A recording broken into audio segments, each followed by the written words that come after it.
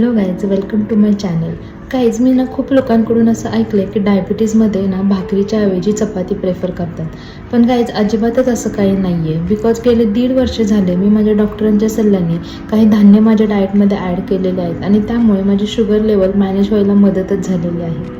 धान्यांमध्ये ज्वारी, बाजरी, नाचणी, हायब्रीड, पुन्हा कोडो, प्रोसो अशी बरीच धान्य आहेत ज्याच्यामध्ये नॅचरलीच फायबर जास्त असतं आणि ग्लायसेमिक इंडेक्स लो असतो.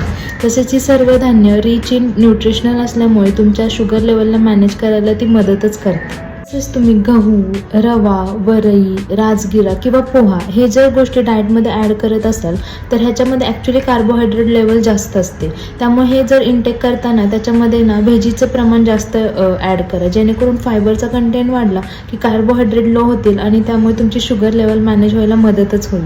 आणि जे आपण स्ट्रिक्टली अवॉइड करायचं आहे ते म्हणजे मैदा. मग मैद्यापासून बनणारे नूडल्स असू दे, पुन्हा ब्रेड असू दे, पास्ता असू दे, एनिथिंग जे मैद्यापासून बनवलेलं असतं ते अवॉइड करायचं आहे. ॲक्च्युली ह्याचे अल्टरनेटिव्ह आजकाल खूप छान आलेले आहेत. लाईक नाचणीचे पास्ता आहेत, नाचणीचे नूडल्स आहेत, नाचणीचा ब्रेड आहे, व्हीटचे हे सगळे आयटम्स मिळतात. त्यामुळे यांना हे खाणं जास्त प्रेफर केलं ना तर शुगर लेवल कंट्रोलमध्ये राहते. आणखीन एक खूप इम्पॉर्टंट टिप जी मला माझ्या आधीच्या डॉक्टरांनी दिली होती की जेव्हा आपण भाकरी आणि चपाती बनवतो ना त्याच्यामध्ये तुम्ही जर एका काकडीची पेस्ट किंवा दुधी भोपळ्याची पेस्ट नॉर्मली ॲड करून मळून जर चपाती आणि भाकरी बनवली ना तरी तुमची शुगर खूप लवकर कंट्रोलमध्ये राहते.